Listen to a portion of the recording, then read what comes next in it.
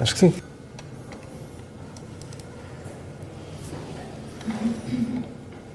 Bem-vindos a mais uma sessão dos seminários no AI.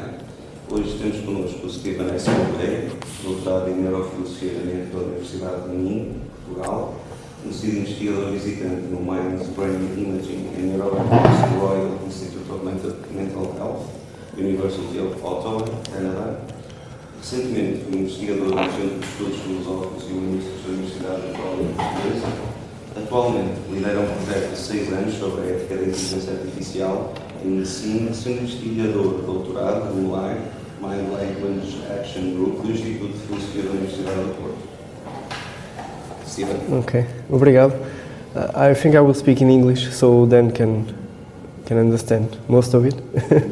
I know you understand perfectly well Portuguese now, but I'm not sure if it's okay for the recording, yeah? So today I will present some of the work I've been doing. So basically I will try to present like 2 papers in one talk. The title is Closing the Trust Gap in Medical AI via Explainable Abduction. It's funny because when I was translating this with ChatGPT, abduction was like alien abduction, you know, and it was very hard to understand what ChatGPT is trying to say. But I will explain what is abduction later. Before that, I would like to start by saying that AI is basically being influencing the healthcare and medicine in general. We are seeing a rapid development, and the basic assumption of this development is the idea that this technology can produce healthcare practices that are more reliable, that are more accurate, that are also cost-effective, which is very important when we are dealing with healthcare in general, and most of it practices that are more efficient when we compare with traditional medicine or a medicine more human-based.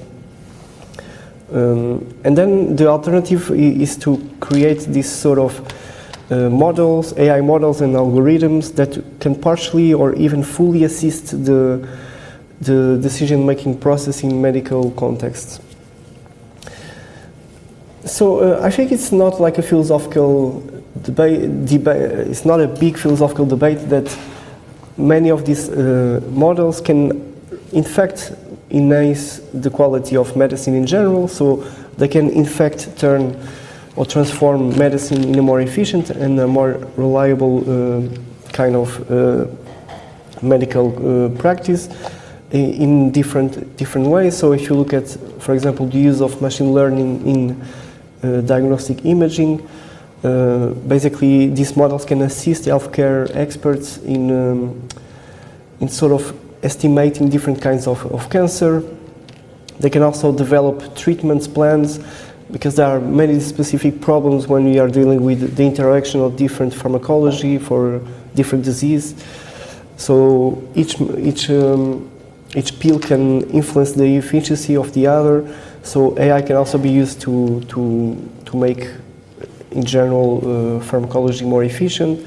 You can also use robot-assisted surgeries, like the Da Vinci one, which is there. And you can also use it for preliminary diagnosis. So my point here is not like a philosophical debate. I think this is empirically true. Like all these tools, they can really enhance the quality and the efficiency of medicine in general. However, we have to look at what kind of technology is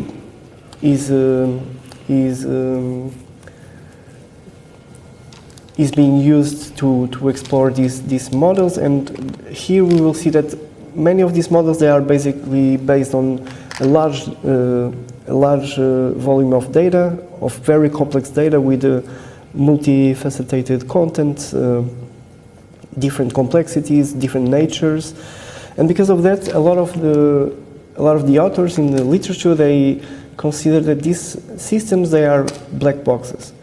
So this is a different kind of black boxes that you can find in airplanes. The airplanes usually have a black box, but the goal of the black box in the airplane is exactly to keep the information so we can go there and retrieve exactly what happened. In this case, it's exactly the opposite. So we don't have access to really what happens inside the system. So we can say that the medical expert, understands from an epistemic point of view, he understands the information he puts in the system, and he also understands the kind of information that the system will give as an output.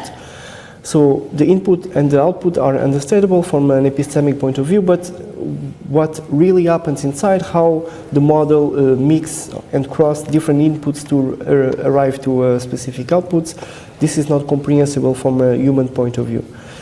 So since this happened, we cannot really explain why a specific input was related with other and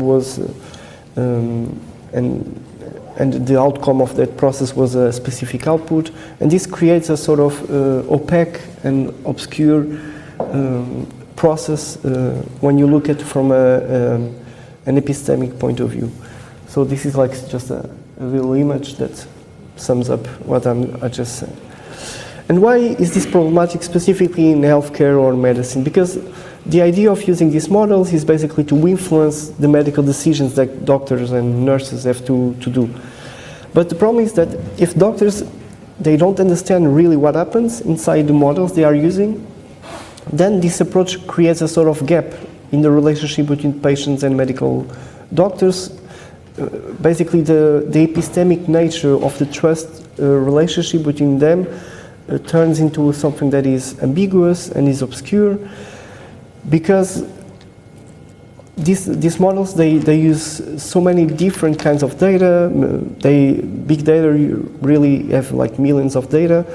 They perform millions of calculations. They gather many pieces of information that no human being or even a group of human beings can reasonably explain.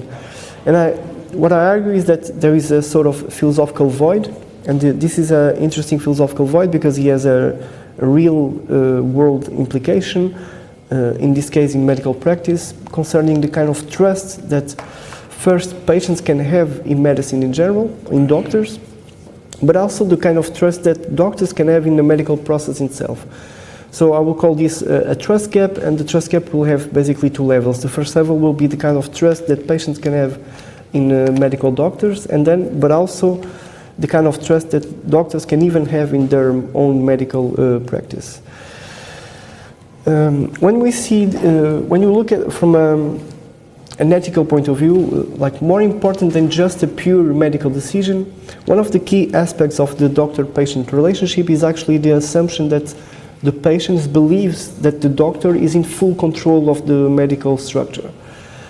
But the problem with this medical AI is that the medical expert loses partially or even totally the control of this medical structure, and this directly affects the decision-making process. So many people in the literature claim that there is this trust gap in the use of these advanced AI systems in modern medicine. Some of them call this blind medicine, since the practitioners needs to blindly trust from an epistemic point of view the kind of decisions that the AI is providing. However, despite this very specific superiority, these systems, they lack transparency, and they cannot provide any explanation for their decision.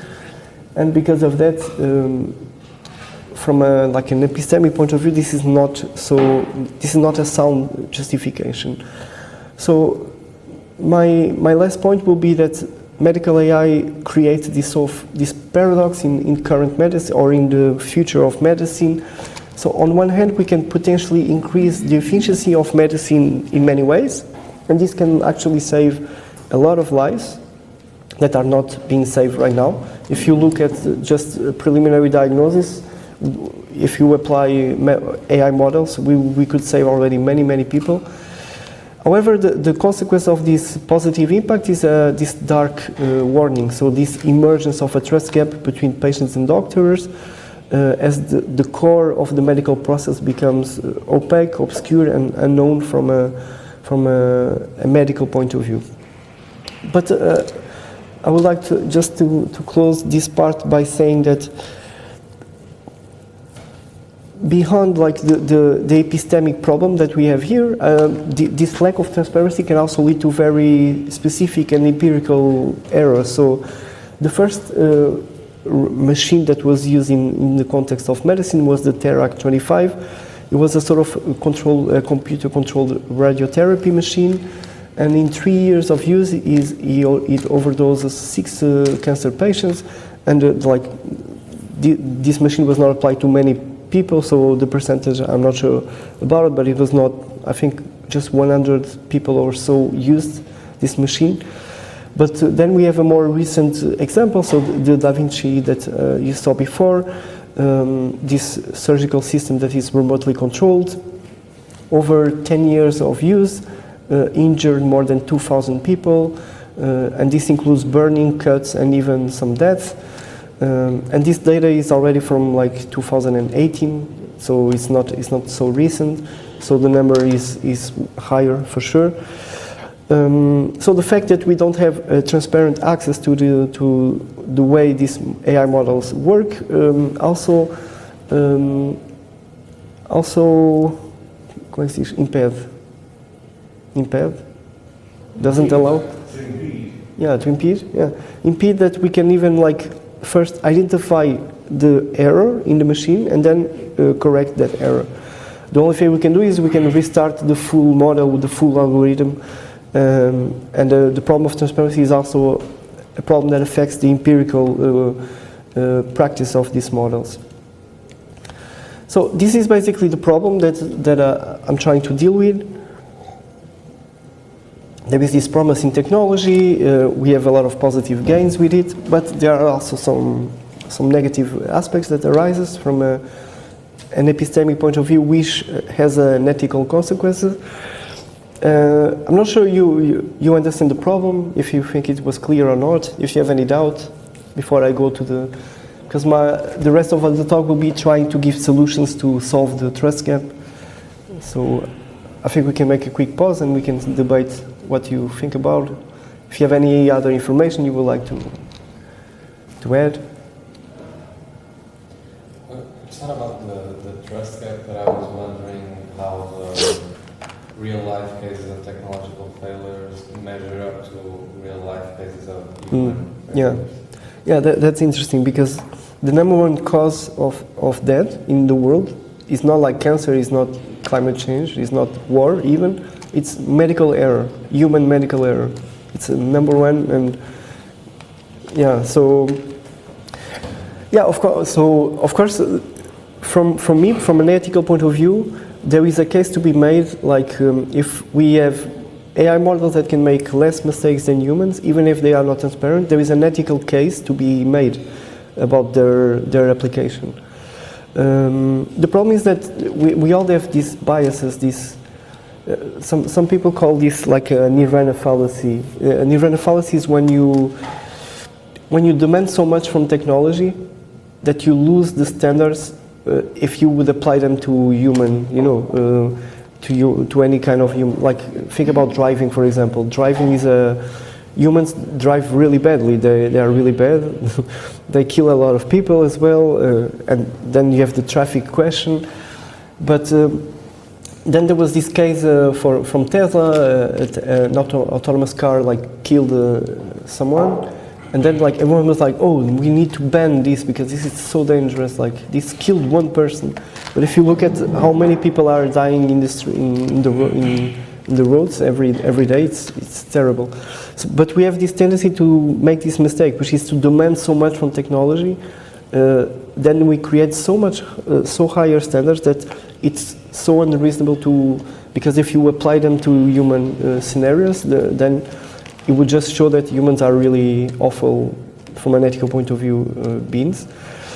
So I would say that we need to be careful and we need to avoid this bias. Of course, there is a big difference. I'm not sure anyone wants to say anything more. Yeah, good.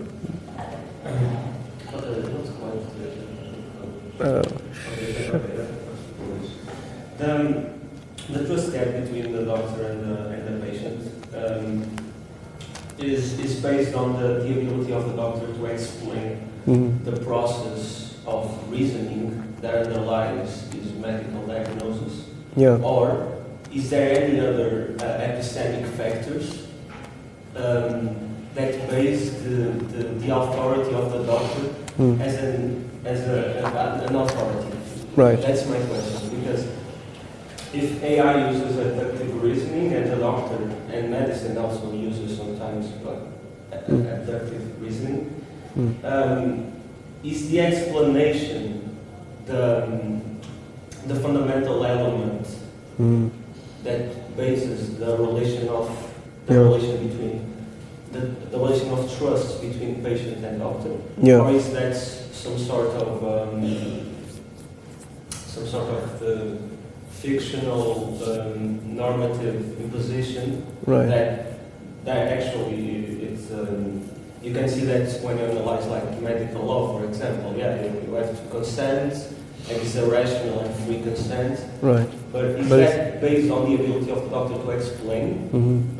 Yeah, so I would say yes. In order to have trust, you need to have first you need to understand the inputs, the outputs, but also you need to provide explanations for the medical condition of the patient, for example. But there is something that usually people say, they reply, which is like, but wait a minute, when I go to my doctor, like, first of all, he doesn't explain me all the details, because I'm a patient, I don't need to know all the details, I just want to be treated. And then, like, it's dubious that that doctor knows everything about my condition, right? Because he had to read, like, an exam, for example. And probably he doesn't know how an exam works. You just know, you just read, like, how do you say, a relatorio?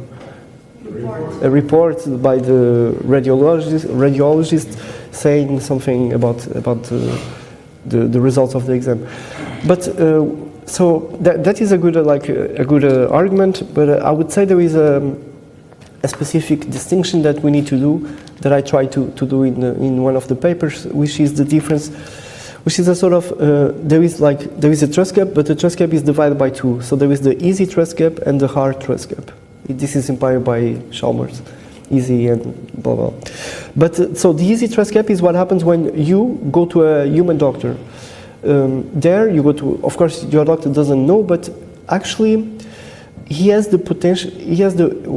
I use this term. I'm not sure it's a good term, but he has the epistemic potential to know if he wants, even if he doesn't want. He doesn't know right now the entire information about your condition, for example. If he wants, he can talk with a radiologist and he can learn the information that is missing. So he can look in the epistemic network the information that is missing, basically. And this is an easy trust gap. But what happens with medical AI is that we have hard trust gaps. So whatever the doctor wants to do, even if he goes to talk with the most brilliant engineers in Google, you will never be able to find the information that is missing, because nobody in the world, no human or group of human beings can actually, penetrate the black box issue. So I think this distinction is important to do, the easy versus trust gap, the hard trust gap. And my plan would sort of be to solve the problem, will be to transform the hard trust gap into an easy trust gap, basically. But I will talk more later about that. But Stephen, if I may, so I mean, this answer, so I mean, this tension to kind of like deflate the problem here. I mean, your answer to Jose, for example, seems to me, so okay, you're right, indeed. I also think that like we put so much the standards when it comes to high, and they go pretty a bit too high. I guess. Once you acknowledge that, there seems to be ways to kind of like avoid this kind of problem, right? So first of all, you roll the standards, but also you have to see not only that you compare with the human element, which is a great point, but also how many. So okay, the Da Vinci surgical system harmed 2,000 people, but how many it didn't harm, right? As compared to one doctor, let's say, or something. Yeah. Because I'm pretty sure that the ratio is much better for the Da Vinci. Yeah, the ratio is always in favor of AI doctors in general. Like they perform in most cases better than.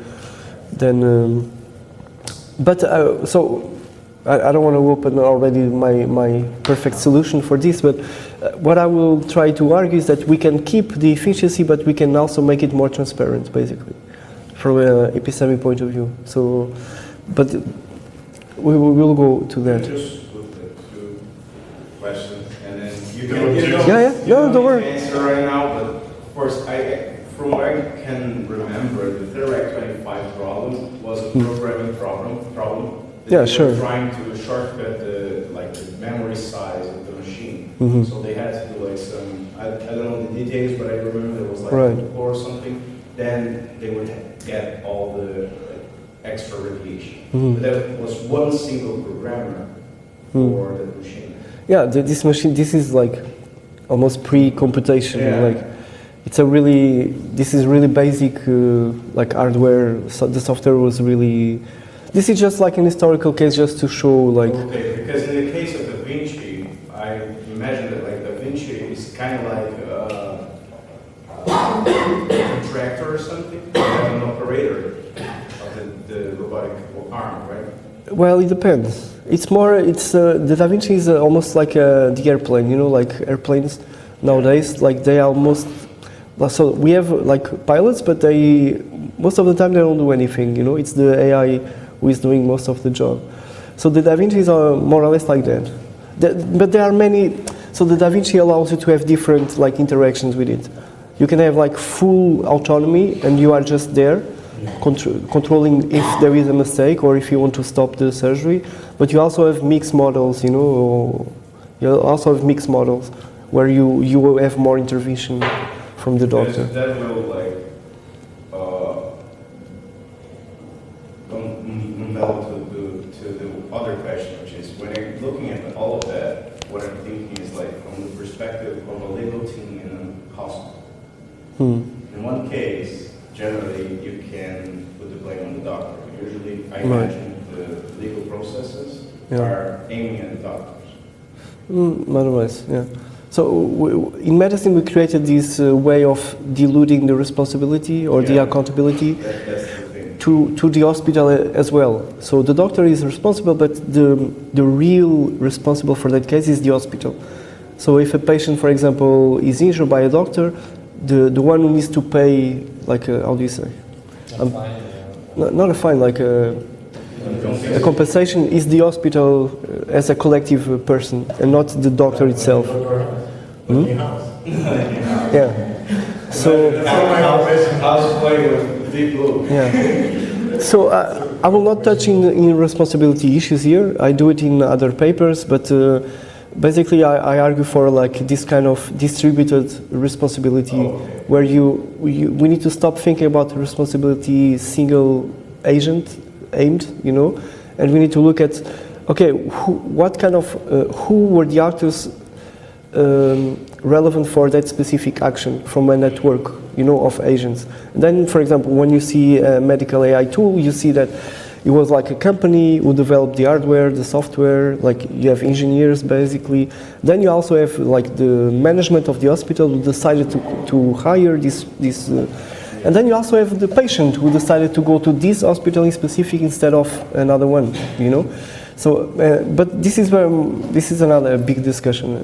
But my point will be that the responsibility in these cases can actually be applied to all the network of the agents who are responsible for that specific action. Yeah, and this allows for each part of the network to also nudge themselves to guarantee that they are doing the best they can. You know, because they know that even if another part of the network misses, they will be also responsible. So this pushes them to make sure that the other part of the network is doing a proper job.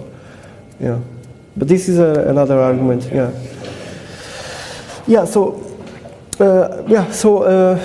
this is basically the problem, and then I will go for solutions now.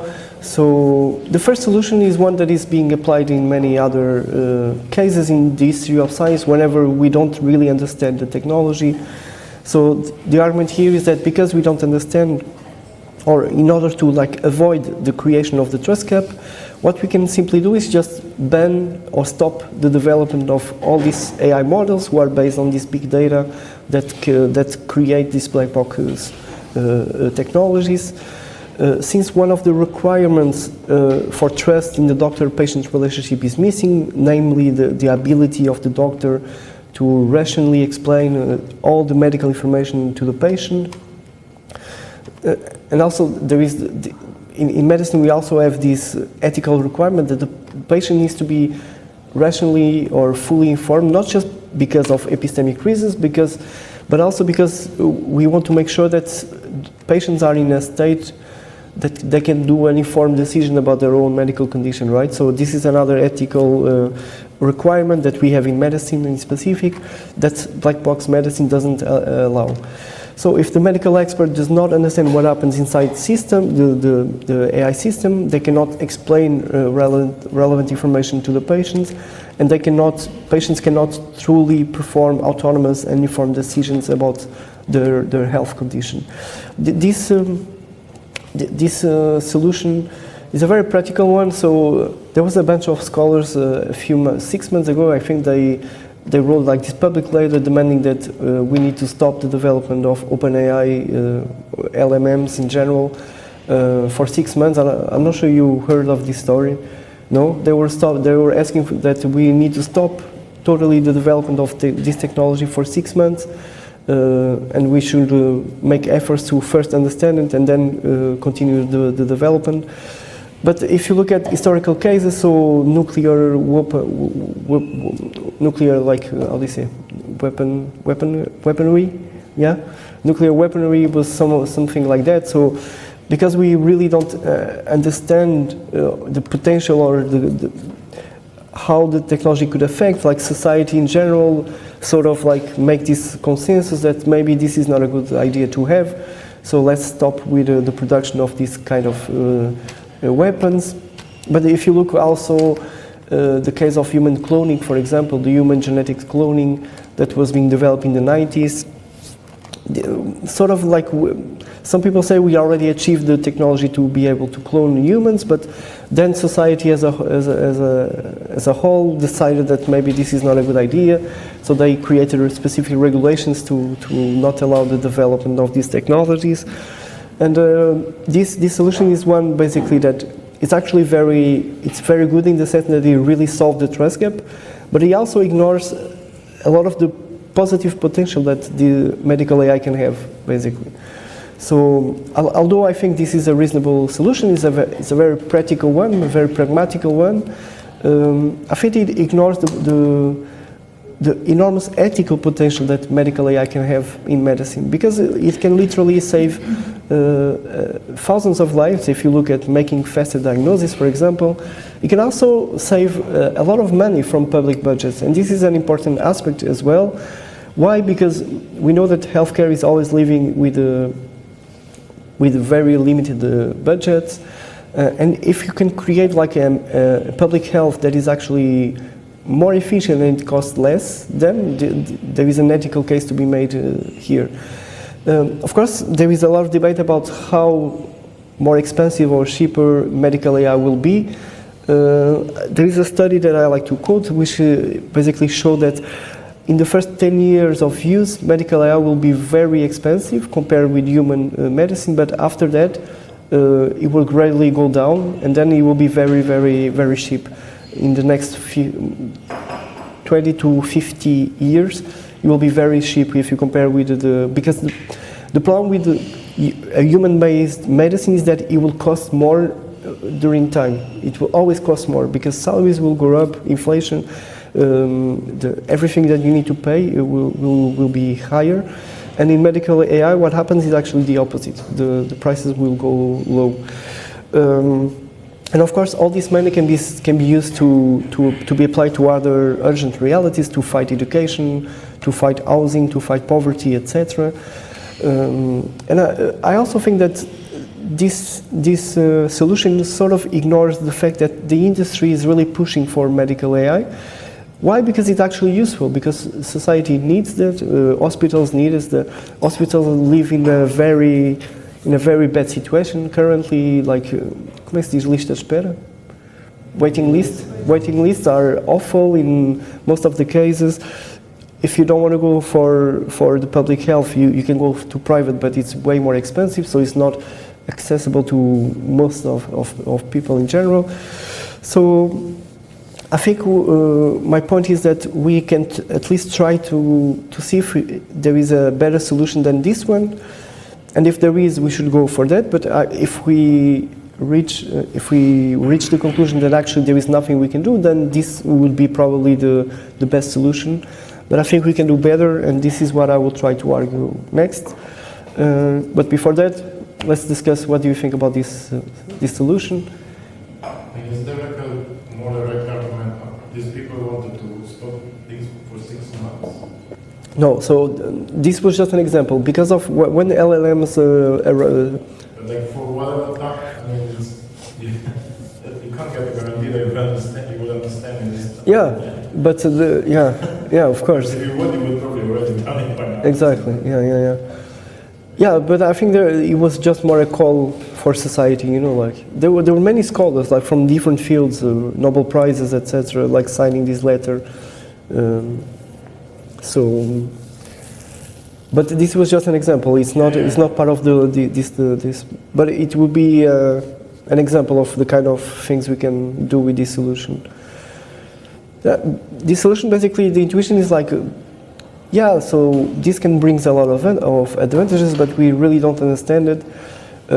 So maybe let's keep the less efficient medicine. At least we understand it. You know, at least we can justify every part of the medical process, and etc.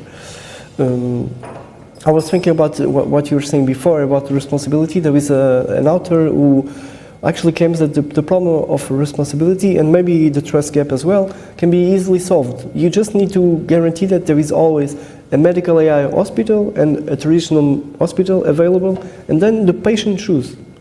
The patient chooses which one. Do you want to go to a more efficient healthcare, but with many black box and trust problems? So, for example, if there is a mistake or an error, probably we will not be able to identify why, and then the responsibility will be very blurred.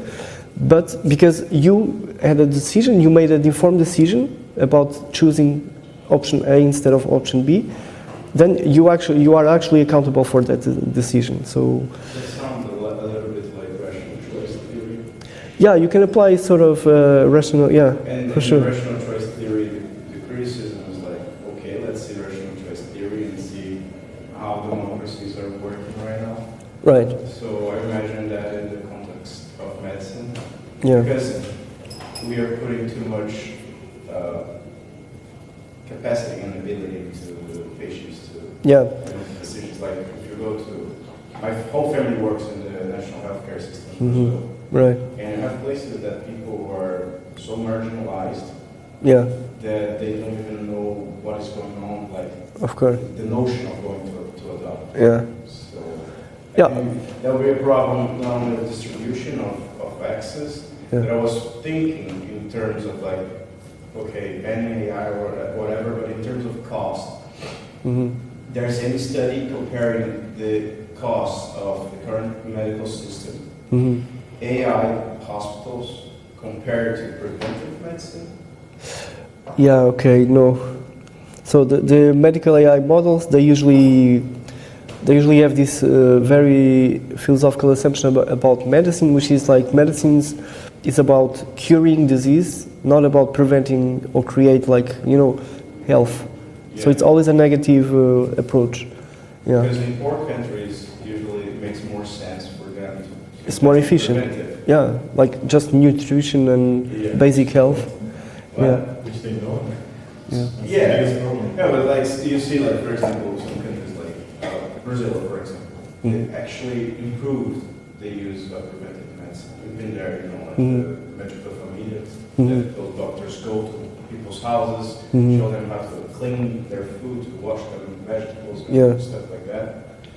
But there are free medicine too. yeah, free access. So because when I see about cost, I think that the first step, like putting those hospitals in place, AI hospitals, comes with like infrastructure.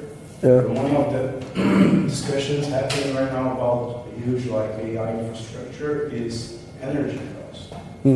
Yeah. They are not very also eco-friendly. Right. Running those servers. Yeah, it's true. Yeah, so there are some people in the field, they are arguing for green AI basically. So their job is to recreate models that have maintaining the same efficiency but lowering the costs, the energy costs in general. And I think, but this is, I think, it's a side argument of this specific problem.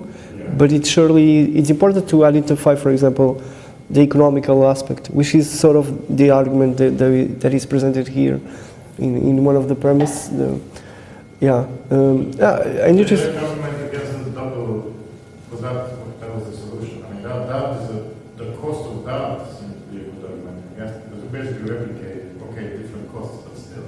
So you have the normal hospitals, then you have the eye hospitals, and the patient chooses, like biomedical patients that fails.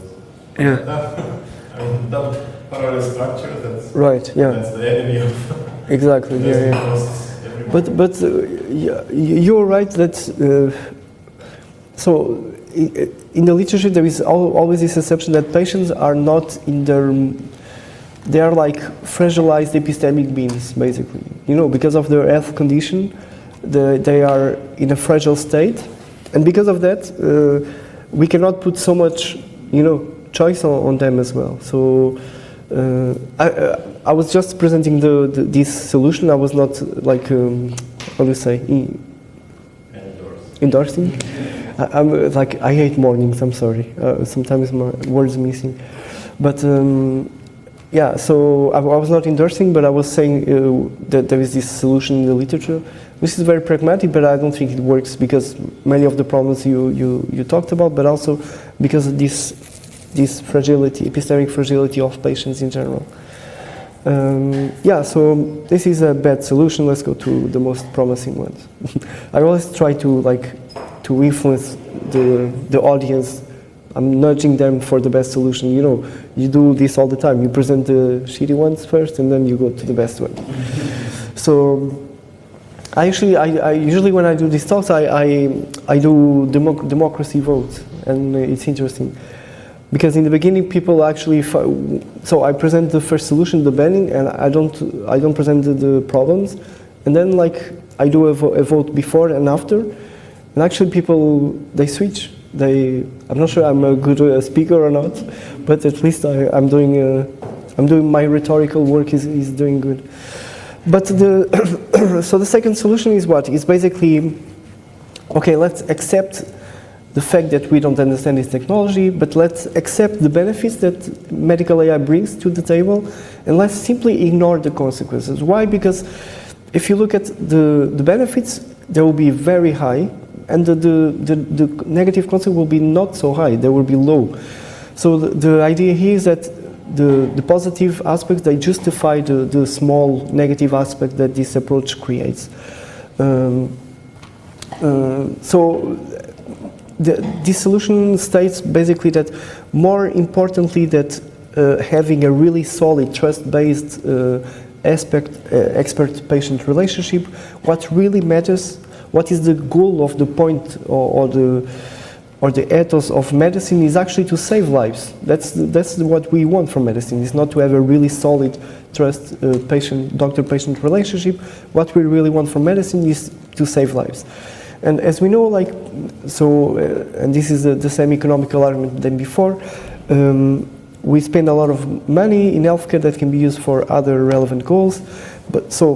And the point here will be that if society can benefit from a technology that can reduce the cost of public health in general and can save more lives, even if this comes at the cost of corrupting the trust relationship between medical experts and patients, then the argument follows this should be the case.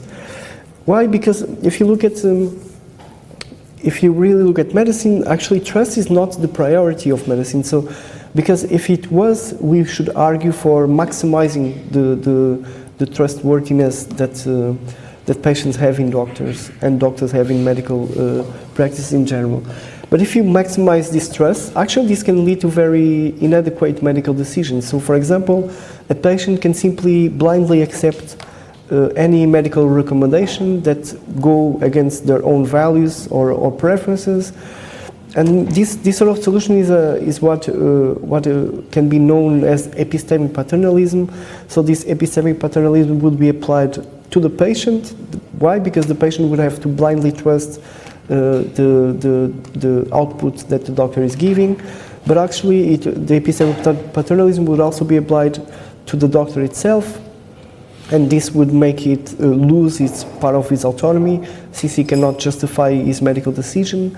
So this solution basically argues that some negative problems will arise from this from the application of medical AI, but the advantages are so high and so influenced then that they are morally justified from like an ethical point of view. This is like it's also a sort of application to a sort of Machiavellian, right? Like approach, you know, like how do you say? In just war, like just war theory, you know, there is these arguments for justifying the killing of of a few innocents, because the aim is to get peace, for example. So there are all these theories of just war. Consequentialist approach? No, I just say the doutrina do duplo efeito, double effect theory, which is a sort of this kind of argument. So because the negatives are low and what we want to aim is bigger from an ethical point of view, then the killing, for example, the killing of innocents in a war are justified from an ethical point of view because of that. So it's an effect of saving people's lives, but not the actual intention. Right? Mm-hmm. The intention is not to kill people. Yeah, so there is a sort of, maybe there is a consequentialist, But that's the doctrine of the Yeah, exactly. But I was thinking in the case of, in economic theory, you have the idea of external negativity, something that your model didn't forecast it. Right. And then you have a negative impact on the whole system. Mm-hmm. There's some attempt to forecast that in case of AI systems in hospitals. Mm-hmm. Because I was thinking, okay, you have the blind trust, but one of the discussions about public health care is how to democratize the system. So, Right. for example, the data sets, Mm-hmm. will they be available in this case? Right, yeah. Because I imagine that some hospitals will put some legal bindings on that. Right. Yeah, so that's one of the problems that I will say in this case. So let me just do that and then we can discuss further. But so there is also some problems with this solution. So first of all, so we have actually good evidence that a patient-centered medicine, which is one that is really focused from a human point of view into the patient, can actually lead to greater like healthcare results in general. So it leads actually to less costs. It leads to fewer rehospitalizations, and it also leads to greater patient satisfaction, which it's actually an health indicator as well. So more satisfaction from patients, the better the therapies works in usual. And we also have data that shows that patients actually, if they don't understand the technology, they sort of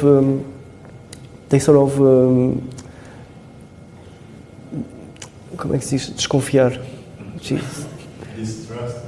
Distrust, yeah. They sort of distrust even the medical treatment itself. So these are, I think, there are data that are relevant to keep in mind. Also, I think there are obvious, like, normative reasons to argue that doctors, they must ensure patients' autonomy, and this implies respecting their rights to be informed and make informed decisions about their own treatments and medical conditions. So these are normative requirements that I think medicine should not lose. And then he actually ignores a bit of, or it conceives the concept of data or datum in a very obscure way. So this black box medicine, they uses like big data as very concrete and clear facts about the world that are uncontestable, that have basically the same like value independently of the context they are being used. But actually what we know about the ontology of data is that especially when you are dealing with big data, which are data with high volumes, we know that big data is highly contextual and actually very relational. So this means what? It means that the value of data is dependent of the value of the surrounding data, basically. So data is not like it's not a fixed structure as static and fixed representation of the world. actually they are very dynamic, and because of that, we cannot claim that this black box medicine really is really based on concrete facts about facts that are indisputable from the world. And these sort of presuppositions can lead to the sort of biases that we see in AI in general, but we also see in medical AI in specific. So, for example, there are many studies that show that a lot of the machine learning technologies that are being used to detect skin cancer, for example, they basically have this racist biases against patients with darker skin. Why? Because, well, we know why. Because most of the data sets are being used from white-skinned like regions of the world. Why? Because there is a correlation between white-skinned patients and access to health in general. So basically, my point here is that if we fully trust black box medicine, this will actually, for example, this can actually increase the quality of health of white-skinned patients, which are already very privileged compared with other patients. And one of the points I want to make as well is that we should use medical AI as an opportunity to increase or to decrease the inequality, and not to actually make it even wider. So I think this is an interesting proposal. We just trust the black box medicine, and because the positives will be higher than the negatives, then good. But I think the negatives are still strong enough to justify rethinking another solution that can also deal with those problems. But I don't know what you think about this one. If you think first if it's a better solution than the first one or not, and then if you think it's more strong than I'm trying to imply, or if you have another objection for it. Price is always a big problem, but it's not like is it a sufficient condition? I mean, what this shows is just you have to work better on the models, right? Yeah. You have to stop it. Yeah, exactly. So my point will sort of be like that. So what we actually need, we need better AI in general. We need better science, and this will imply something which is called explainable AI, basically. So we need to develop. So these models are interesting, but what we really need to use our energy and money right now is to develop models that can be transparent and still efficient. But as you will see, it's very complicated from a technical point of view. Yeah. So this, of course, it's sort of the solution that industry is using right now. So because like medical AI has a lot of economical power, like most governments are desperate for better, for better healthcare system in general. So I can give you a specific case, an interesting case. Last year we had the International Conference on Ethics of AI. It was in Azores. You missed it. It was very, very fun. I'm sorry to say. But one of the keynotes was Jordan Whedon, and he's a clinical ethicist. So a clinical ethicist is actually, you can do a graduation on it. It's like a philosophy course or a psychology course. But in Canada, in America, you have this profession of clinical ethicist, and the idea here is you do this graduation, and then you actually go to work to public health hospitals or private. But the point is, every hospital needs to have their clinical ethicist, and every ethical decision needs to go through this specific expert. And in this case, he was so his hospital was confronting him with the following problem. So in radiology, what the standard structure right now is you have a human reader. We call a reader the person who reads the exams. We have a human reader who does a first analysis and writes a result, and then you have a second reader who does the same job, but there are two different formats. In the first format, the second can know the decision of the first, and in the second case, he cannot know.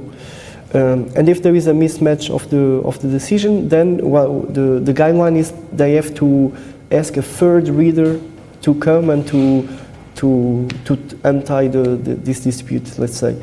So this involves at least 3 radiologists, right? Human radiologists with the salaries, right? With the strikes as well, with the disease. Sometimes they don't go to work. They just work very efficiently for a few hours. They do a lot of mistakes. The human eye is not like a very perfect, biological system, at least for identifying, very specific, like black and white contrasts. So the doctor was like, look, we have this company, they have this really good model. The model is like 99.9999% efficient in radiology for visual imaging at least. And we are thinking about hiring this model because it's really good. It works 24 hours per day, like it doesn't make so much mistake as you guys do, and it costs very less as well. You guys, we have to pay salaries all the time and holiday bonus and blah blah blah. In this model, you pay one subscription and that's it.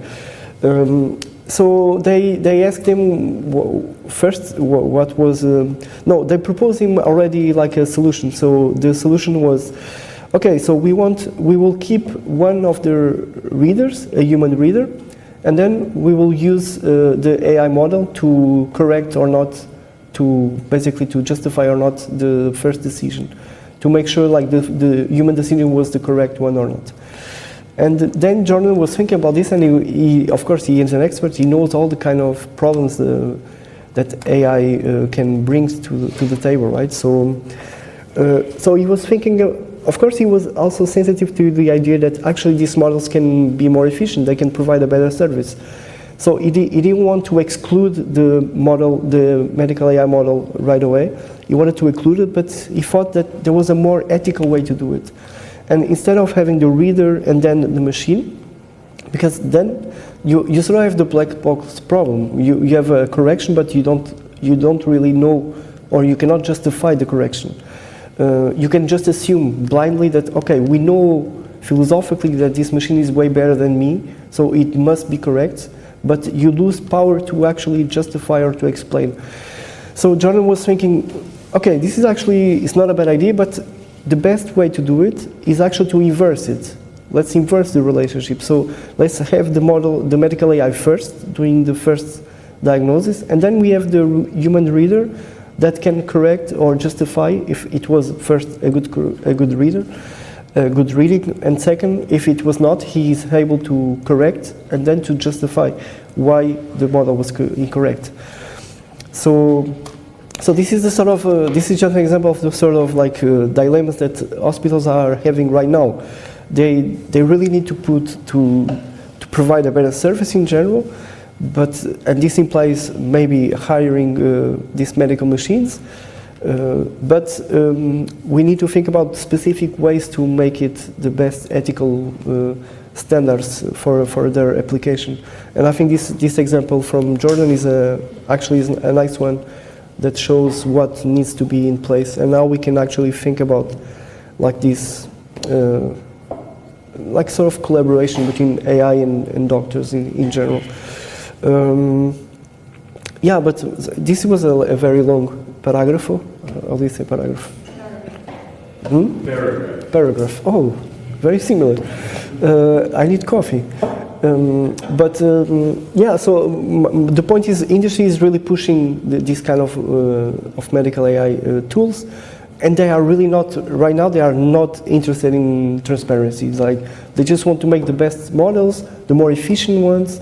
Whatever happens, like, yeah, we don't know the technology, but it's really performing really well, and so there is this pressure, and I think but I think this pressure is actually unethical, right? Because if you are providing a service that you really don't understand it, I don't think you are doing the best you can, and I think you can do better, and that will be my third solution, basically. Can you say one thing about number 2 there? Yeah. I mean, obviously that seems correct, but so, I mean, is one, well, of course, the people have to decide whether they want to go into a procedure, for example, that AI does. Yeah. But one way to assure that is just to say, like, okay, look, we don't know how it works, Yeah. but it works. Yeah. And then they go like, okay, fine. And this I'm is assuming that at least some cases in which, you know, I have terminal disease or whatever, and I'm like, I will go for anything, I don't need to understand this, maybe. Yeah, so I'm not into this literature, but I know there is a lot of, like, actually, a lot of problems with informed consent. Like, informed consent is almost a paradox in current society. Like, so I know a bit of it in, for example, social media, you know, data use. Like, most people, they provide consent, but they don't really care. Because it's almost like, because in order to use the software or the website or the app you want to use, you can only use it if you consent, and then you have access to the app. But of course, many people, they don't care about the details of it, right? They just like, I want to use Facebook. I don't care about all those texts. What happens to my private data? I don't. So it's not that they don't care. They actually care. They would like to know more, you know, like what's happening with their private data. But because they really want to use the service, they sort of ignore that their privacy data are being used. But there's also some social pressure. For example, you go to the labor market and you're trying to apply to a job. Depending on the context you are, if you don't have a LinkedIn account or Facebook or Instagram, right, chances are that you're not going to get hired because you don't exist. Right. There are also like other social pressures. For example, when I broke up and started dating, the fact that I didn't have an Instagram. I'm sorry and congratulations. I'm sorry and then congratulations as well. But what I'm saying, but what I'm saying is that it was a trust issue. But this is industry, no? This is more like industry. How? Like this social demand for LinkedIn, and this is more the industry, because in academia, for example, I don't think it's so relevant. No, it's not so relevant, Yeah. but I'm saying that the There is consent is not that consensual. No, not at all. No. Yeah. My point is a little bit different, is that it is here, everything is consensual, but you consent to the fact that the doctor doesn't know how that works. Yeah. So that's all, you know, it's not like somebody's tricking you or like, I don't want to read it. You have all the information. Yeah. But one of the information, like, look, this is how it goes, you know, it's a black box, all the stuff that is presented. And then the patient has to think about it, like, okay, sure, I mean, Right. It's a little bit different. I thought it's a little bit different. It feels Right. like a weird way to become a witch doctor. Like, it works because it works. Yeah. Yeah. No, but like, you know, I mean, again, he's assuming the scope that it works, right? Mm-hmm. If you can deny that if you want, but you wouldn't, right? Right. Then there are the facts and the numbers and stuff. Eu gostava só de ter. Sim. Eu tenho algumas dúvidas quanto ao pressuposto de que nós temos uma caixa negra e que não temos acesso à informação ou que não a conseguimos interpretar para fazer explicar o diagnóstico feito pela máquina, certo? Uhum. Mas até que ponto é que isso está correto? Porque tu tens os modelos da máquina, certo?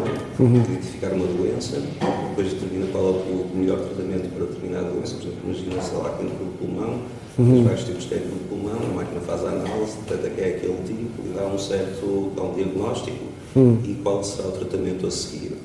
Aquilo que aconteceu na caixa negra, então, nós podemos não conseguir explicar à partida, mas através do tratamento podemos fazer a engenharia reversa e tentar identificar que sempre que houver aquele tipo de cancro, o tratamento será aquele.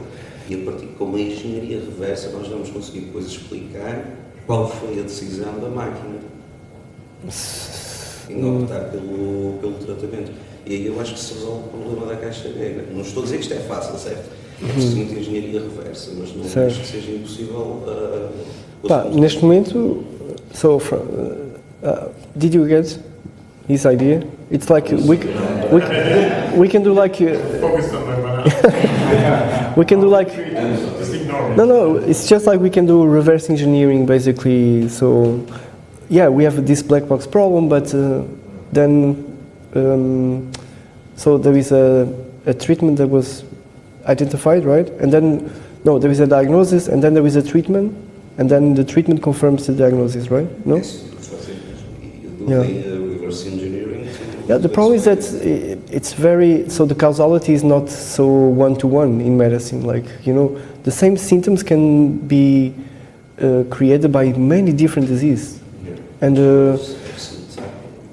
so about cancer, yeah, cancers are very, like for example, if you look at the kind of treatments we are doing for cancer, it's ridiculous. We are imagine we have one type of cancer and we are using thousands of different like chemicals in the hope that one of them will be able to, you know, to affect that specific cancer. So it's very complex, it's very dynamic as well. Even from a biological point of view, the story is very complex. Yeah. So it will be that if it was simpler, you know, like you have one symptom, you have one disease, or you have one treatment, then you can do this very easily probably. But because like a lot of the diseases are very complex from a biological point of view, they even like progress, they develop, you know. So like the virus COVID-19, like is different now. Its genetics is different from it was when he arrived. So yeah, but transparent AI is a bit like that. The project of Explainable AI is a bit like that. To use like also tools from reverse engineering to try to understand exactly how a model reached that specific decision. Should we go for the third one? What time is it? Até que horas queres? Ok, tentar ser mais rápido então. And the first solution is actually to create this expandable or transparent AI. So one of the idea here is basically we can sort of create these second order AIs that can be applied to the black box systems, and they will allow us to explain what is happening inside them, and this will make the process transparent again for the medical expert and therefore by consequence for the patient. And this will actually strengthen the trust process as a consequence. The intuition behind this approach is the idea that the communication and exchange of medical information should be central to the expert-patient relationship. And remember that with medical AI, we cannot, the expert cannot explain the whys to the patient.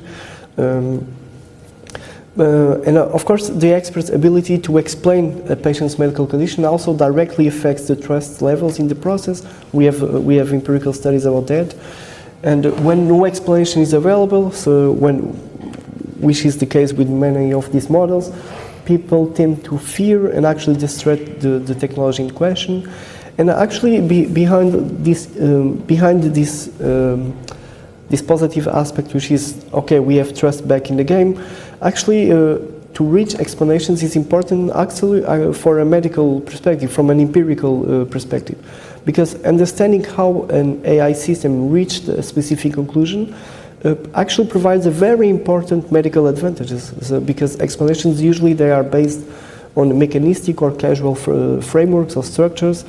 So to actually understand how a model reached a specific outcome is important also from the understanding of the disease itself, for example.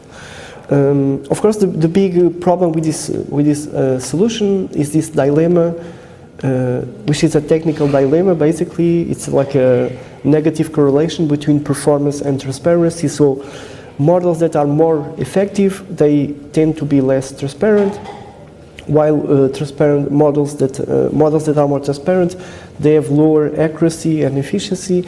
And what we want ideally is high efficiency and high transparency. And this seems to be a very technical challenge to achieve. But there are some progress being made, but not a lot. Explainable AI is still not a very, when you look at AI field in general, explainable AI is not one of the most developed or even funded part of what is AI in general. So basically we need to find a sort of solution to fight this dilemma between performance and transparency. But I think ideally if you can do it, this would be the solution, right? So if you can create a technology that keeps the efficiency and lower and keep also the transparency, then that should be the case. That should be the ethical case, at least. That should be the aim, you know, like Yeah. So I can give you an example of the kind of projects that are being made right now. So imagine we have like a model which is 100% efficient and 0% transparent. The idea of this approach is to create a second model that would apply to this first model and actually would identify the relevant inputs for a specific outcomes and would build a new model that would be, in this case, 99% efficient and 1% more transparent.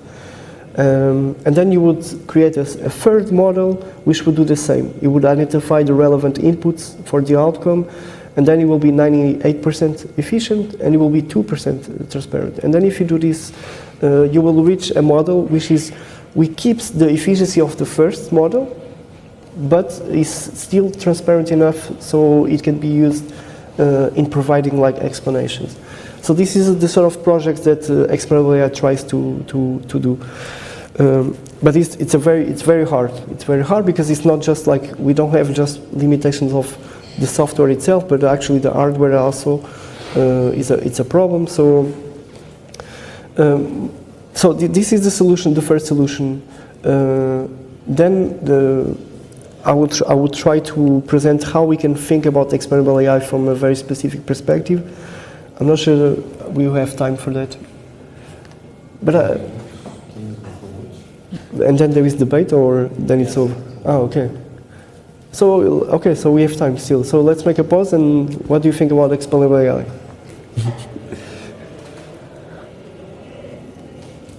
They are less efficient because of computational spanning or whatever, because they are doing more than the process. Yeah, because the problem with big data is that the advantages of big data is also their problem, which is they use so many data, right? And for example, for a specific outcome in medicine, most of the inputs of that data set are not being used. They are not relevant. So the idea here is that we can create models that can actually identify which of the inputs were important for the output. They don't say why it was important, but they say that that specific input was important for the output. So I'm not sure this answers anything you said, but yeah, I was just trying to understand why they would be less precise and effective. So I imagine it's because they're dealing with different, like more than one process. Oh, because the size is lower, and then the architecture is, the layers are not so many basically. So if you have one layer and a data set that is reasonable, like we have understanding from a human point of view. Yeah. So I don't know. They keep the data, but they select the relevant data, so they keep the efficiency. Yeah. So that's the idea. Identify the relevant data. The risk is, of course, that maybe some data they describe it. Yes, especially in medicine. Yeah, especially in medicine, because in medicine there are data that seems not relevant, but they are actually very relevant. So imagine you have someone who has a disease, you don't know how to treat it, and then like the data about the quality of the water she uses in her house, for example, it seems quite irrelevant, but it can be actually the cause of that specific disease. The kind of food she eats, right? The kind of environment she lives in. If she lives near a factory who pollutes a lot, this will be a relevant medical data. But currently, for example, all these examples, they are not medical data per se. They are just data. And medical AI can be an advantage because of that, because it can also provide a more holistic, approach to medicine. Because you can fit data that are usually not relevant from a medical. They are relevant, but because medicine is so constrained in terms of human resource and in terms of time, energy, money, they cannot deal simply with that. They have to focus just on the pure biological, matrix. But actually, like how you eat, how you sleep, how you breathe, they are all medical factors that we know influence a lot of the health quality you have. Again, I'm not sure I'm asking anything you said. No, I understand why. Yeah. Because there's a bottleneck with data, so they're not gathering Yeah. holistically. So I don't have any example, but actually some of the explainable AI methods are visual, so they show you like a map of all the data set, and then the part of the data set which was used for the output comes like red, and then orange, and then white. So you sort of can identify in the data sets which of the inputs were relevant. But we are talking about millions of inputs here. This is not simple. I'm trying to make it simple just for explanation reasons, but it's very hard still to do this. So we have explainable AI, and to finish the talk, what I think explainable AI is great. The kind of just the example I gave, it's great to be able to identify the relevant inputs, but I think we need to do something else as well. So we need to look at how explanations are actually provided in human medicine in general. How medical explanations are what is the structure or the nature of explanations in human medicine, and then we can test if AI models can reach the standards of these kind of medical explanations that we currently have. And when we do this, we see that explanations they have 4 features that are important. So for one, they are constructive. So usually explanations construct different hypotheses and they select one instead of the other. They are selected. We also know that simple statistical data don't generate like explanation per se. And actually, an important fact is that explanations are social.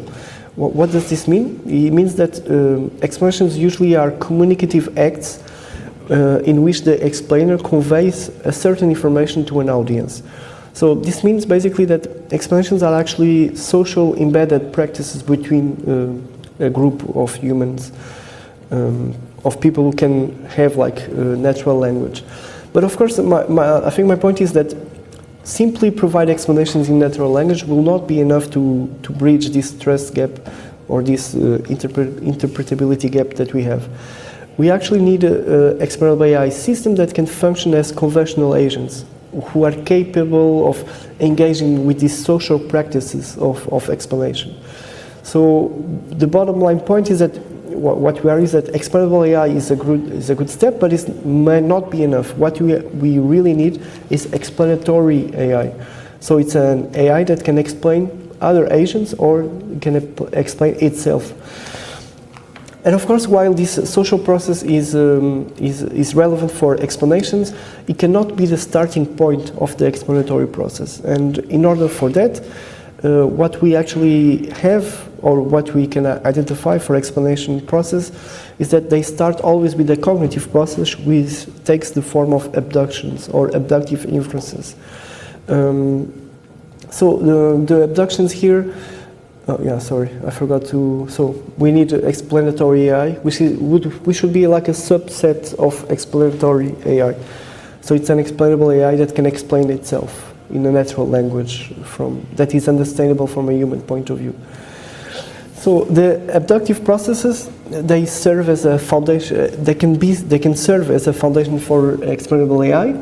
And why? Because usually when we perform abductions, what we have a conclusion that so let me quote, like the conclusion we reach is a theory, but not the theory. It is one case, but not the only case. So abduction provides possible explanation for why something might happen. However, I'm not trying to say that, for example, in medicine, abduction captures like the entire knowledge generation. So abductions alone, they do not contribute to knowledge of the current state, but rather the complete cycle of abduction, deduction, induction do. So abductions, they end with a question and they serve as an invitation to continue investigating. So its conclusion is, could X be the case? Let's find out.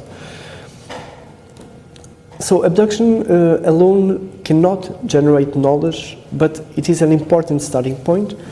And then my argument is that in explainable AI, abduction can be vital because it can provide a possible why, and it can initiate the explanatory process that is missing. So for all these reasons, explanations involve different social and abductive processes, and now there are 2 tasks that we need to do. First, we need to test if abductions are really relevant in human medicine, in traditional human medicine.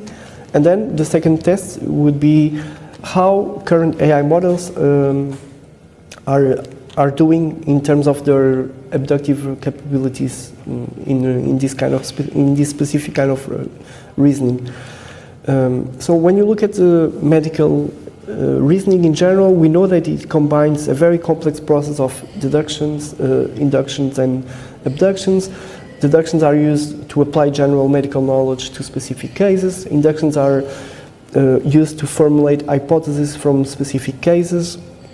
But abductions stand out for generating the best explanations in very concrete situations, and these are situations of medical uncertainty. So when you look at the literature, most philosophers and they actually agree that just the combination of deduction and induction is not enough to explain medical reason in general. Abduction then is considered a valuable tool for healthcare professionals, especially in scenarios where we have high medical uncertainty. Of course, I'm not claiming that all medicine is abductive, but at least my point is that a crucial part of it is abductive. And then there is this distinction that we need to do. Abduction can take two kind of modes or types. So there is the selective abduction and the creative abduction. In the selective abduction case, what happens is that the physician chooses from a set of pre-selected hypotheses the relevant hypothesis for that specific medical case. And in the creative mode, what happens is that there is no pre-selected hypothesis. So, and the difference here is also, for example, in traditional medicine, like most of the cases where doctors, most of the cases that doctors have to deal in hospitals right now, it's more like selective abduction because the diseases are almost all understandable, like they are usually disease that we have full knowledge about them, so they don't need to perform creative abduction. They have a bunch of symptoms and they just based on the pre-selected hypothesis from the medical literature, for example, they provide what they think is the best explanation for that specific medical condition. Creative abduction is more used in cases of high uncertainty. So think about, and this is an example that I give in the paper. So if you think about the case of COVID-19, for example, pandemics, there was limited evidence about the nature of the disease.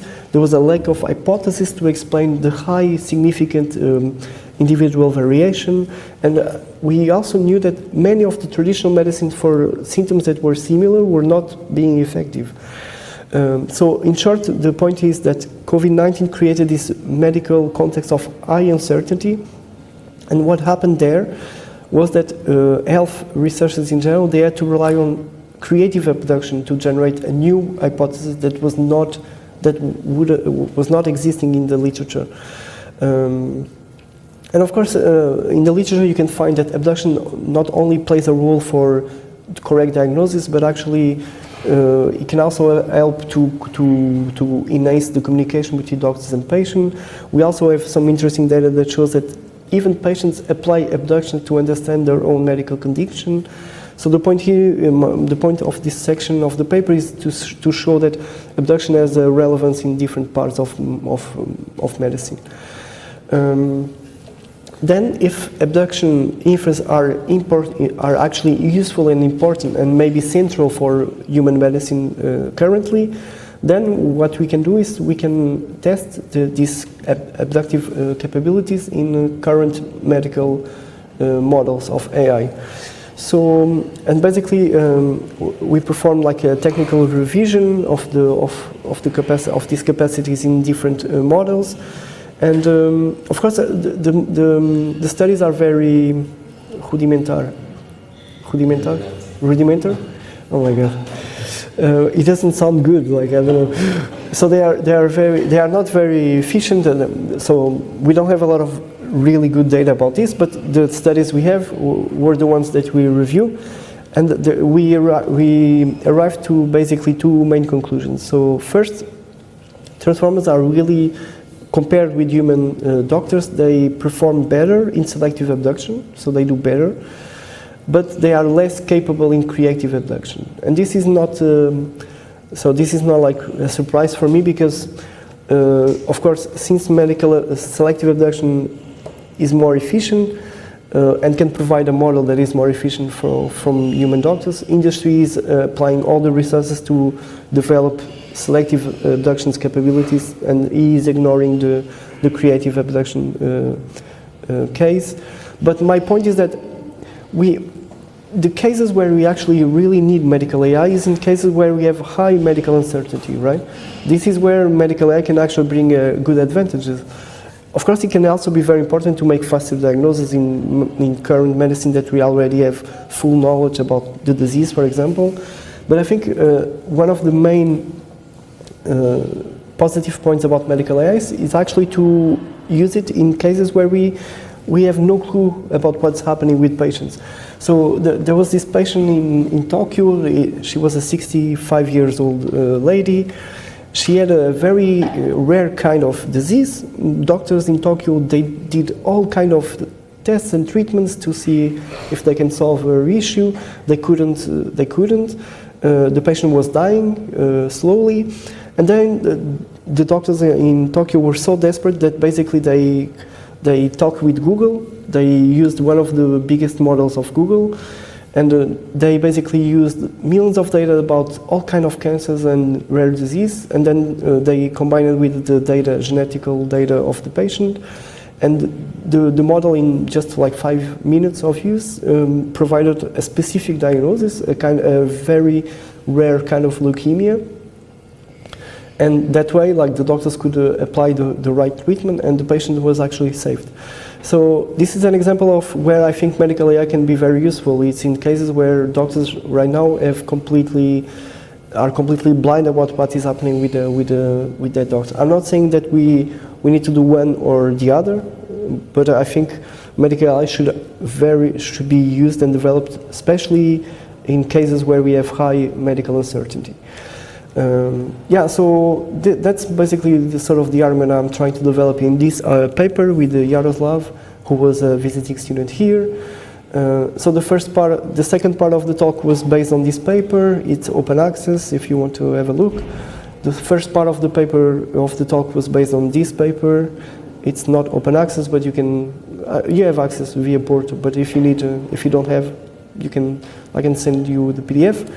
And then the conclusion, so of course the application of the development of algorithmic decision making may raise some concerns about the level of trust that society in general can have in medicine. But I think if we analyze like all the positive and negative aspects of these three solutions, I think we will be able to identify some of the key factors that should be considered when we are thinking about this issue.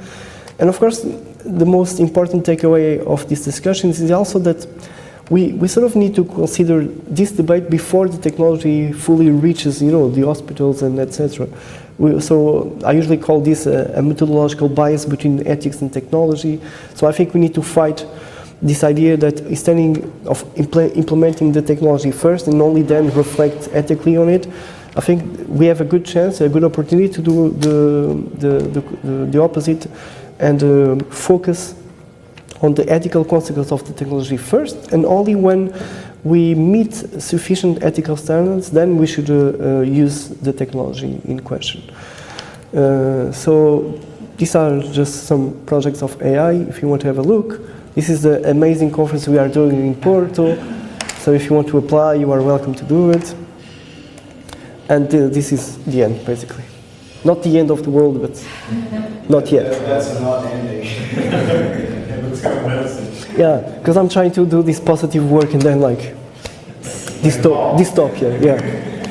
That's my AI hospital at the moment. Yeah, exactly. Thank you.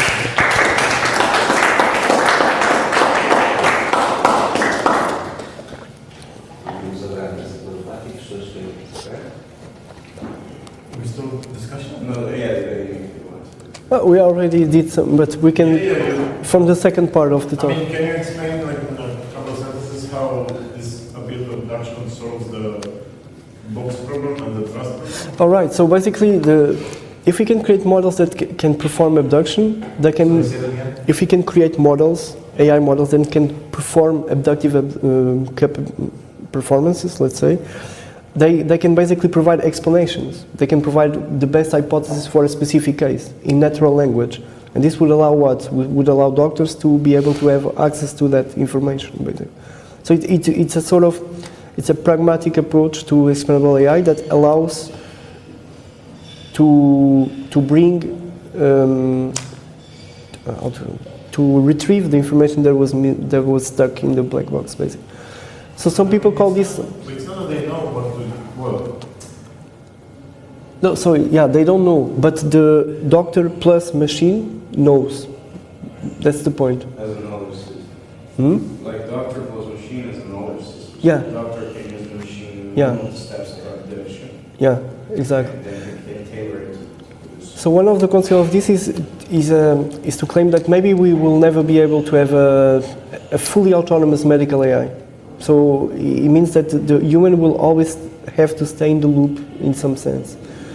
But of course, the strong or the difficult case to be made, to be justified ethically, is the case of fully autonomous medical AI.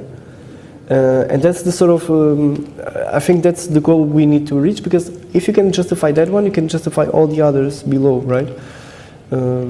But for now, the best you can do, I think, is these collaborations between human and doctors. You need both for now. Yeah. I was thinking about another study. Do you guys already? I was thinking, like, in some cases you have cases of, like, how can I say, vulnerability. Let's say, for example, some private hospitals can have malpractices. Right. Like in the case of COVID, you had lots of hospitals that were trying to get rid of all people. So they would be lenient to some procedures. So they would die and they would get more patients. Right. And I was thinking, like, in the case of AI, you're dealing with computers and you have layers of vulnerability on that. So the machine can maybe provide a diagnosis that has been affected by, let's say, a virus or something. Right. Because I was just reading about this new way of hacking hospitals. So imagine you're doing a DNA test, and then hackers, they're able to put in the, like in the DNA line, not yours, but like the results, a code that can get into the servers of the hospital. Right. So I was thinking if that would be another layer of problem. Yeah, surely. So, but that will be it's a problem that we currently already have, right? Like it's a security issue. So we need better AI safety as well. Regarding like the problem of care, I think it was a bit of the problem of care, right? Like yeah. So what at least some people are arguing is that medical AI can actually create the best care-centered patient ever. Like, why? Because doctors and medical experts will have more time to be able to, to have a care relationship with patients. Why? Because imagine now a doctor have like 15 minutes to see one patient, and the hospital says, okay, you need to see, I don't know, 30 patients per day. And then the idea is, okay, but wait, we will hire these medical AI tools, and then you can actually see 5 minutes per patient, and you will have 10 minutes where you gain 10 minutes to be able to provide a better, healthcare in general. This is a very simplistic example. It doesn't work like that, but the problem is what? Is that actually what will happen, and what is happening, for example, in societies who are already adopting these kind of models, in Japan, in South Korea, in societies where they are more high-tech societies, what is happening is actually the hospitals are saying, look, so before you were doing like 30 patients in 15 minutes per patient, with the use of AI, you have 5 minutes, so you have 10 minutes less per patient. and this will, but the 10 minutes should be used to see more patients, you know? So the number of patients that the doctor can see now, it's 3 times more. And so my point is, we have the technology, but we also need to do very good ethical decisions regarding management, for example, regarding the politics of the issue. And I think medical AI is a very complex topic because of that, because it's not just about the technology, it's also about the politics of the technology, how you will use it. And we need, there is this economical pressure as well from hospitals. It's not that hospitals are being evil and they want, you know, doctors to see more patients with less time.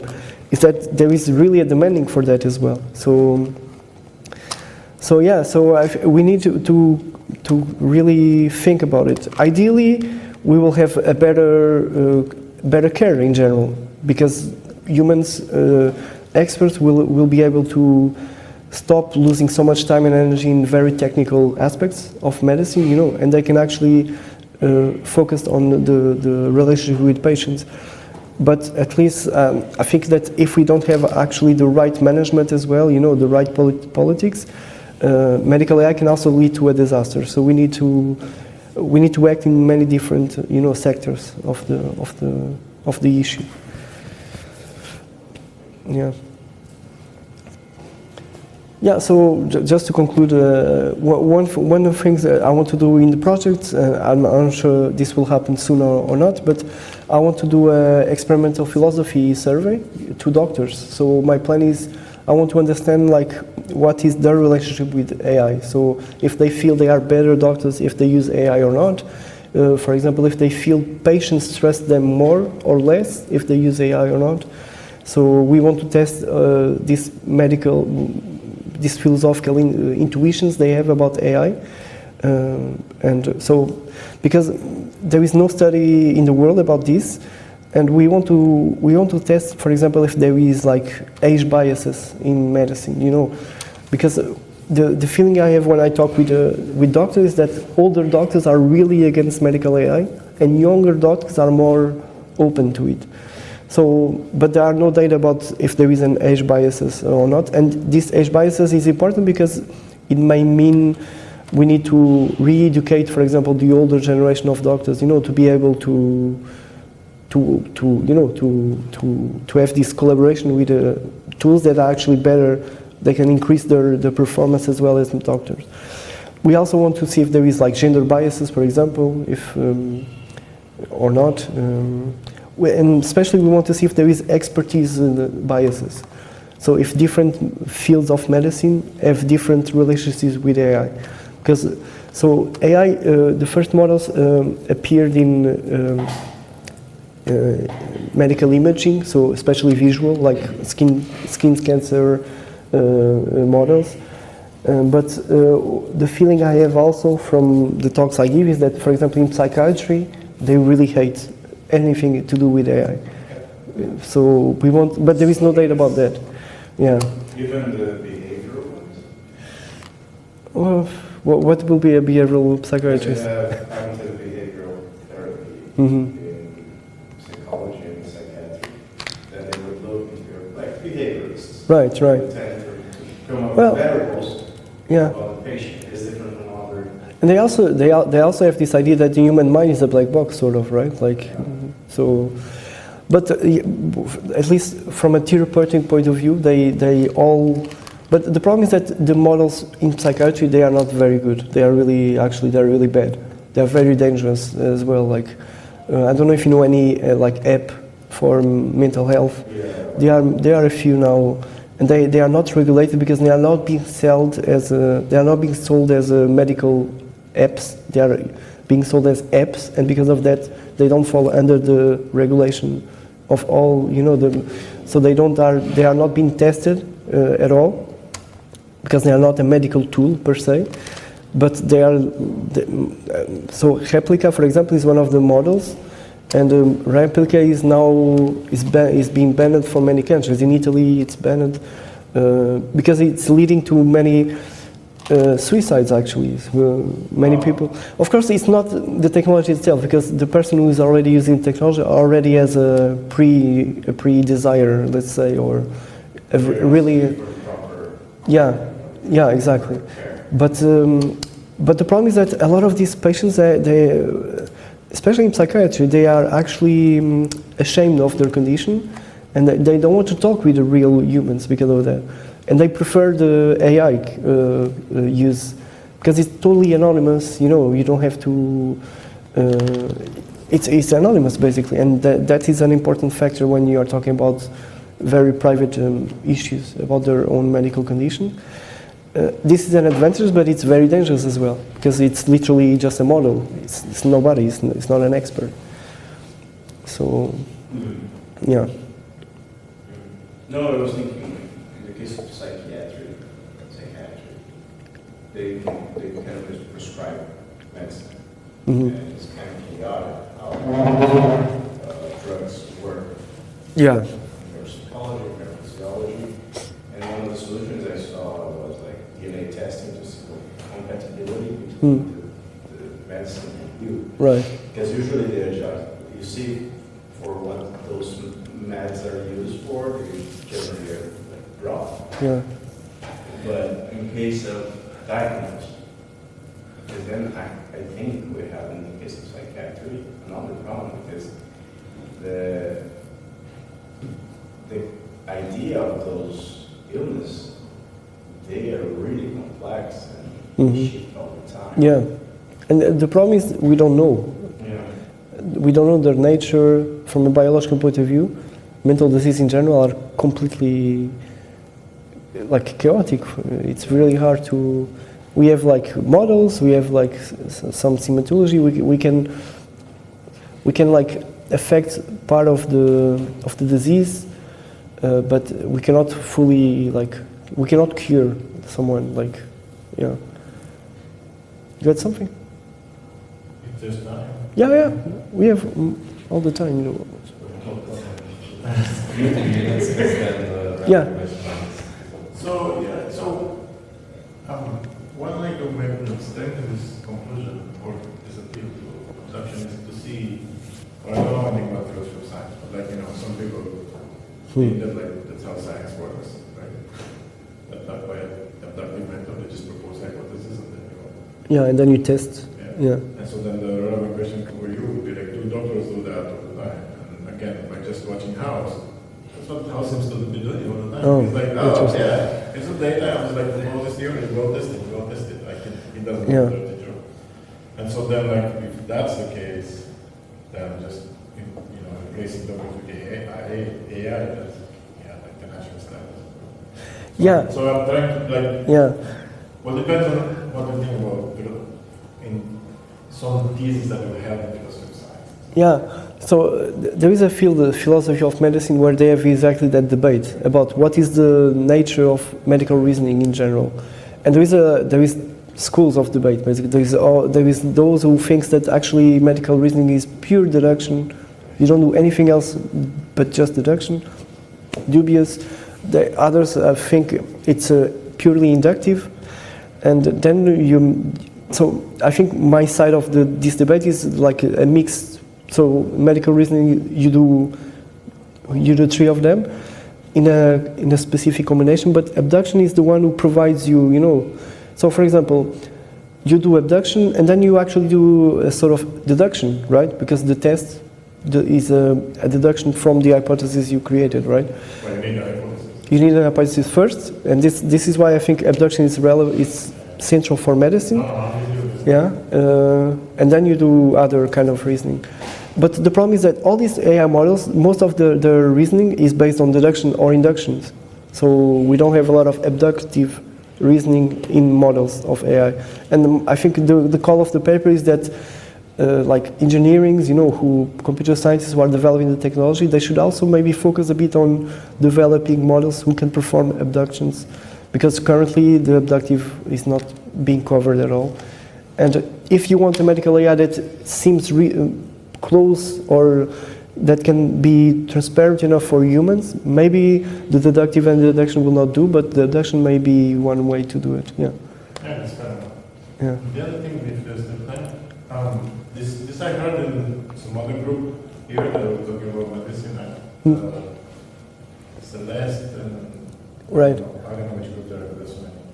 So one issue they were talking about is about, you going, I guess, maybe this wasn't the trust, maybe not, I don't know. So you go to the doctor and then the doctor basically, well, some doctors don't really, they don't let you, speak your pain or something. Right. And then and that's, that's maybe okay because the humans, but then with AI, the fear is that that will actually never happen because they're just like statistics. Right here, here's this person that comes in. So part of the resistance on the patient side to kind of like accept the AI is like, well, but they're not going to listen to me not even as much as the doctors do. Right. Is that like, what do you think about that?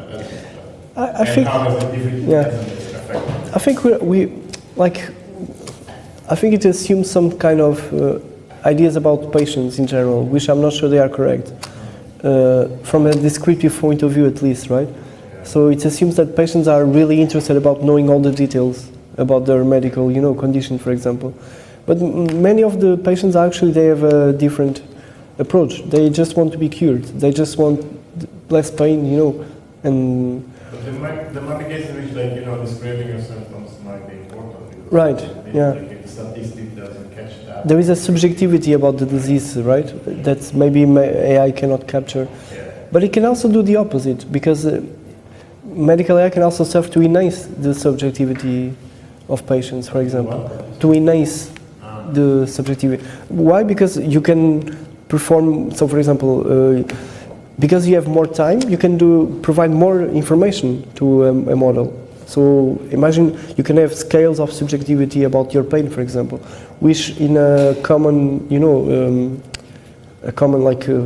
appointment, maybe you don't have time for that. The doctor is just writing information on the computer. He's not even looking at you, But imagine a medical AI hospital where you arrive, your oxygen is already being measured, automatically, your heart rhythm as well, like all this kind of, the medication you are taking is already, into the system as well. So all this can actually, because there is, for me, there is a spectrum between objectivity and subjectivity, It's not they are fully separated. There is a continuous between the two. So increasing the objectivity can also sometimes increase the subjectivity. So, but this is debatable. Yeah. We go for lunch?